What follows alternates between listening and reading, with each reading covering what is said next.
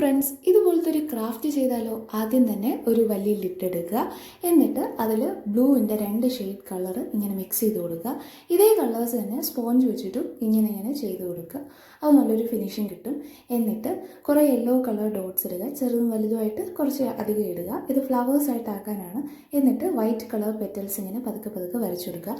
കുഞ്ഞു ഫ്ലവർ ആകുമ്പോഴായിരിക്കും കുറച്ചുകൂടെ ഭംഗിയെന്ന് എനിക്ക് തോന്നി. അതുകൊണ്ടാണ് ചെറിയ ഫ്ലവേഴ്സ് വരച്ചു കൊടുത്തത്.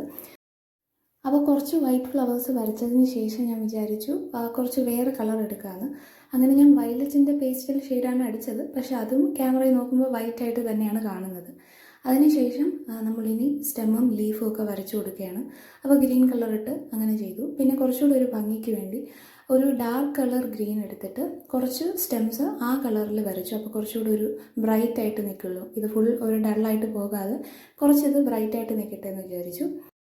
ഇനി നമ്മൾ കുറച്ച് റിമൈനിങ് പോർഷൻ ഇട്ടിട്ടുണ്ടല്ലോ, ഒരു വർക്കും ചെയ്യാതെ ഇട്ടിരിക്കുന്ന, അവിടെ നമുക്ക് എന്തെങ്കിലും എഴുതാനുള്ളതാണ്.